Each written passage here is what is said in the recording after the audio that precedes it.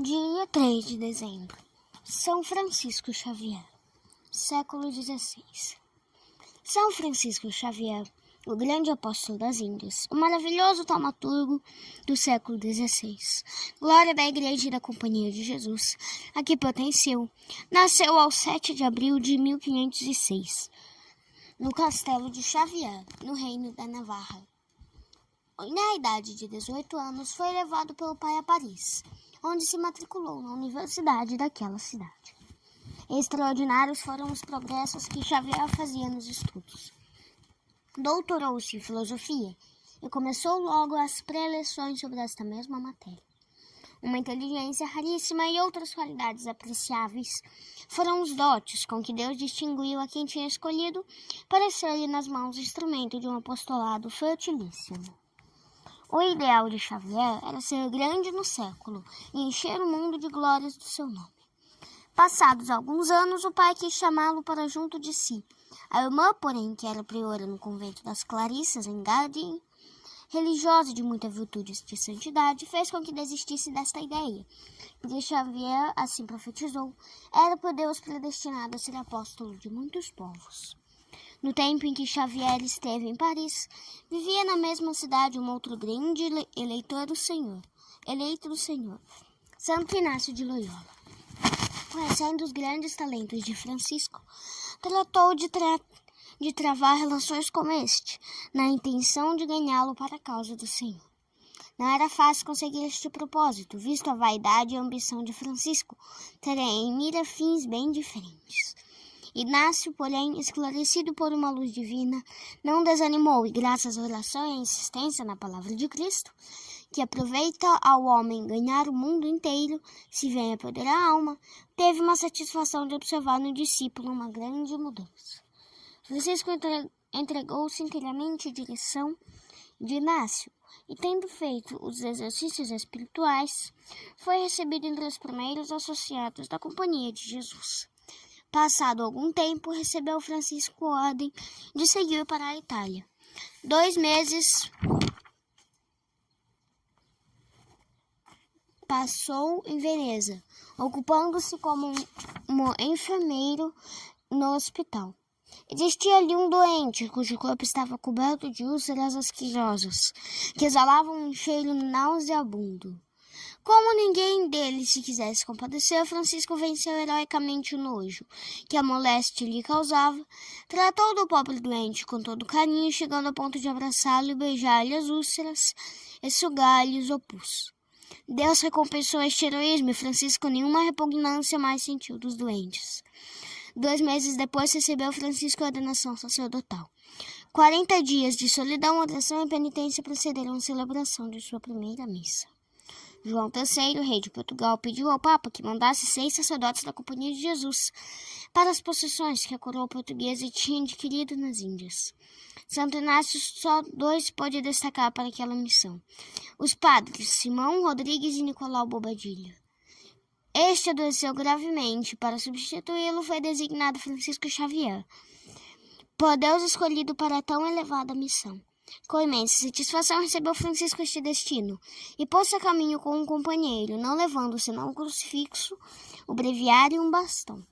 Após a viagem perigosíssima, chegaram a Lisboa, onde se hospedaram não no Paço Real, mas no hospital. Não havendo ocasião de partir para as Índias, Francisco prestou serviços aos doentes, como as circunstâncias o permitiam. Ao ver o grande zelo dos 2 missionários, João III manifestou o desejo de podê-los reter em Lisboa. Com a licença do superior Santo Inácio, ficou o padre Simão Rodrigues em Portugal. Francisco, porém, prosseguiu na viagem para as Índias. Em sua companhia viajaram mais 2 sacerdotes, que tinham sido admitidos na Companhia de Jesus. O navio levava 900 passageiros, dos quais grande número adoeceu. Francisco fez-se enfermeiro deles, e com os modos caridosos conseguiu levá-los todos à prática de uma vida cristã. Esta missão continuou em Moçambique, onde o navio, sendo inverno, ancorou e ficou durante 6 meses.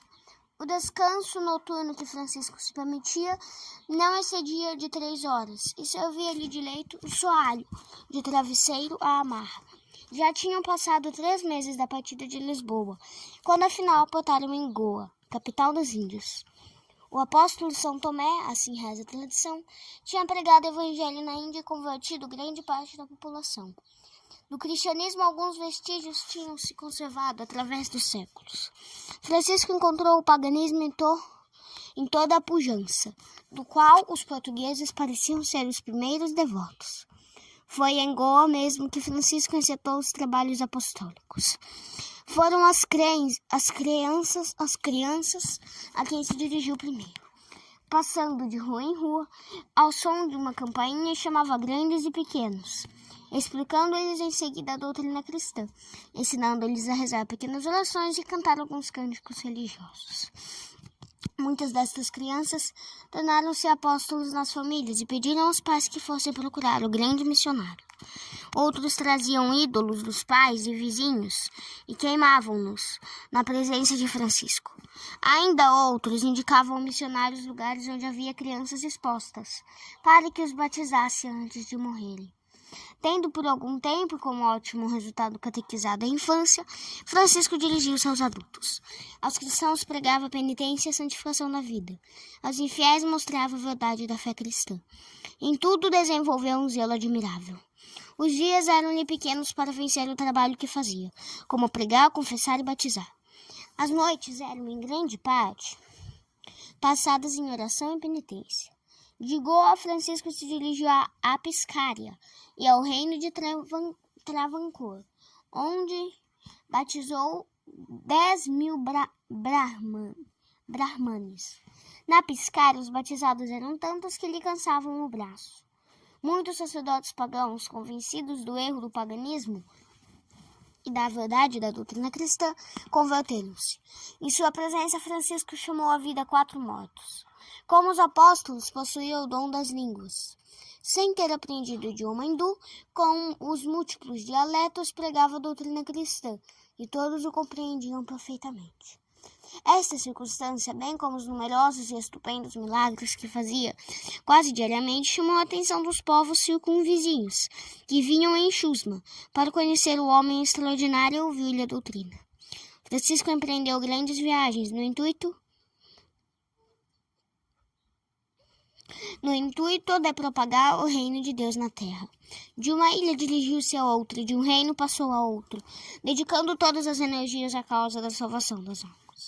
De trabalhos, fadigas e sofrimentos não conhecia medida. Em sonho lhe foram mostrados os trabalhos e sofrimentos que lhe estavam reservados. E Francisco, vendo-os, exclamou: Ainda mais, Senhor, mandai trabalhos, sofrimentos, provações. Em Meliapur, visitou o túmulo do apóstolo São Tomé e passou ali muitas noites em oração. Em Malaca, muitos maometanos, judeus e pagãos se converteram. Entre outros, receberam o batismo uma mulher com sua filha única. Esta morreu e foi enterrada 3 dias. 3 dias depois, a mãe se apresentou ao santo, comunicou-lhe a morte da jovem e pediu-lhe que, em nome de Jesus Cristo, a chamasse a vida. Xavier retirou-se um momento para rezar. Voltou à mulher e disse: Vai, tua filha vive. A mãe foi-se, com o auxílio de algumas pessoas, abriu a cova e achou a filha viva e sã. De Malaca, embarcou para umas ilhas que eram habitadas por antropófagos. O amor de Jesus Cristo não fazia medir perigos e pronto estava para derramar o sangue sempre que Deus o quisesse. Quando, numa viagem por uma fortíssima tempestade pôs em perigo a embarcação, Francisco entrou em oração e as ondas amainaram. Sendo excessivo trabalho para uma pessoa só, Santo Inácio mandou novos auxiliares, sacerdotes e irmãos. Francisco estacionou-os em diversos lugares. Em companhia de um sacerdote e um irmão, fez a viagem para o Japão, onde nunca tinha chegado a boa nova do Evangelho. Poucas linhas não chegariam para relatar os trabalhos apostólicos de Francisco no Império do Sol Nascente. Basta dizer como na Índia, a palavra, os milagres e a santidade de Francisco Xavier causaram grandes conversões. O zelo apostólico não se contentou com os resultados estupendos obtidos na Índia e no Japão. Mais longe lhe iam as aspirações. Depois de uma viagem de inspeção nas Índias, acompanhado por um irmão, tomou um navio que o devia levar à ilha de Sanxian, que fica a 30 milhas distante da China.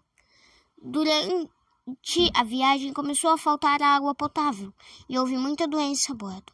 Francisco mandou que enchessem de água do mar alguns barris. Rezando sobre estes, mandou tirar daquela água, que se tinha convertido em água doce, e todos recuperaram a saúde. O desejo de Francisco de estabelecer o reino de Cristo na China não pode ser satisfeito. Aprove a Deus chamar o fiel servo à eterna recompensa. Em 20 de novembro, foi Francisco cometido de um forte acesso de febre e por Deus cientificado da morte iminente. Uma sangria que se fez muito desajeitadamente aumentou ainda os sofrimentos do doente. Semelhante ao divino mestre durante a vida, quis Francisco ser igual na morte. Paupérrimo, desprovido de todo conforto, longe dos seus, privado da assistência dos irmãos, morreu Francisco em 2 de dezembro de 1552, na doce paz do Senhor. Os olhos do moribundo ou procuravam o céu ou o crucifixo. Os lábios murmuravam-lhe incessantemente ejaculatórios como: Jesus, Maria, filho de Davi, tende compaixão de mim. Maria, mostrai que sois minha mãe. As últimas palavras que disse foram: em vós pus minha esperança, Senhor, não serei confundido. São Francisco, apesar de ter trabalhado só 10 anos como missionário nas Índias e no Japão, levou milhares de almas ao céu. Grandiosa apresenta-se-nos a obra de São Francisco Xavier. Mais de 100 milhas percorreu para semear a palavra divina. Em mais de 100 ilhas e reinos. Mais de 100.000 milhas percorreu para semear a palavra divina. Em mais de 100 ilhas e reinos pregou o Evangelho. A mais de 200.000 pessoas administrou o sacramento do batismo, e sem número a multidão daqueles que por sua palavra foram levados à penitência e à fé verdadeira. O corpo do santo foi revestido de vestes sacerdotais, depositado num caixão e coberto de cal virgem, para assim acelerar a decomposição e possibilitar o mais breve possível a transladação dos ossos para a Índia. 2 meses tinham já passado e nenhum sinal de decomposição se anunciava. O corpo do santo exalava um doce perfume. A transladação para a Índia foi feita com grande solenidade. Nos lugares onde o navio atracava se realizavam grandes milagres. Ao chegar à cidade de Malaca, esta se viu livre da peste que a assolava. O braço direito com que o apóstolo batizou a tantos milhares foi separado do corpo e levado para Roma, onde goza de grande veneração. É admirável observar como uma pessoa em tão curto lapso de tempo pode levar a efeito uma obra tão imponente, como fez São Francisco Xavier. Explicam-no o grande e ardente zelo do santo pela salvação das almas, a santidade de vida, as virtudes que possuía em grau perfeitíssimo, os talentos extraordinários e, antes de tudo, a graça divina. Os biógrafos enumeram, entre os dons sobrenaturais que Deus concedeu a Francisco, os seguintes: o dom das línguas, o dom de conhecer as coisas futuras, o dom de ser orientado sobre coisas e acontecimentos no mesmo momento em que se deram, em lugares bem distantes, o dom de fazer milagres, entre os quais se relatam 25 ressurreições de mortos. Dificilmente será encontrado um santo dos últimos séculos a quem Deus tivesse concedido tantos privilégios e por um prazo de muitos anos. O Papa Urbano VIII, referindo-se a São Francisco Xavier, disse: Francisco foi um apóstolo dos povos dos nossos tempos, verdadeiramente eleito por Deus. Deus glorificou-o perante o mundo todo por um grande número de milagres e profecias. Não fez menos, disse o Papa Gregório XV, que os grandes apóstolos fizeram. Francisco Xavier foi canonizado por Gregório XV no ano de 1621. Benedito XIV apresentou aos países da Índia Oriental como padroeiro, e hoje a Igreja o venera como padroeiro da grande obra missionária em toda a terra. Reflexões. Uma das figuras mais salientes na história das missões católicas é São Francisco Xavier. O zelo amor nas almas deste santo é modelar para todos os missionários de todos os países e de todos os tempos. Zelar pelas missões é dever de todo católico. trabalhar pelas missões e traduziu praticamente a petição do Padre Nosso, o que diz: venha a nós o vosso reino. Os papas não se cansam de chamar a atenção dos católicos para as missões e lembrar-lhes a obrigação que têm de ajudar efetivamente a Igreja na grandiosa obra da propagação da fé. Todos devem entrar nas fileiras dos trabalhadores na vinha do Senhor, uns como missionários ativos, outros com a colaboração na imprensa missionária, ainda outros pela propaganda da ideia missionária entre os católicos, todos com a esmola material e espiritual. Se todos os católicos compreendessem nitidamente o dever de trabalhar pelas missões, disse o Papa Pio XI, e se esta obrigação cumprissem, em pouco tempo seria satisfeito o desejo de Jesus Cristo, de haver um só rebanho e um só pastor. Em pouco tempo o mundo inteiro seria convertido ao cristianismo. Reza muito pelas missões e os missionários e manda escrever teu nome numa das grandes obras pontífices pelas missões ou entre em uma ou outra liga de missas pro missões. As obras oficiais pontífices destinadas para leigos pro missões são: primeira, a obra da propagação da fé; segunda, a obra da Santa Infância; terceira, a obra de São Pedro pela formação do clero indígena. Oração pelas missões e pela conversão dos infiéis. Ó amabilíssimo Senhor nosso Jesus Cristo, que como preço do vosso sangue preciosíssimo remistes o mundo, lançai o olhar misericordioso sobre a pobre humanidade, que em grande parte ainda jaz imersa nas trevas do erro e nas sombras da morte, e fazei irradiar sobre ela toda a luz da verdade. Multiplicai, Senhor, os apóstolos do vosso evangelho, afavorai-os, fecundando-lhes e abençoando-lhes com a vossa graça o zelo e as fadigas, a fim de que por meio deles todos os fiéis vos conheçam e se convertam a vós, de que todos sois Criador e Redentor. Chamai os transviados pelo erro ao vosso redil, e os rebeldes ao seio de vossa única e verdadeira igreja. Apressai, amabilíssimo Salvador, apressai o auspicioso advento do vosso reinado sobre a terra, atraindo ao vosso suavíssimo coração todos os homens, para que possam participar dos benefícios incomparáveis da vossa redenção, na eterna felicidade do céu. Amém. A estas orações foram concedidas: primeiro, indulgência de 300 dias, totias quoties.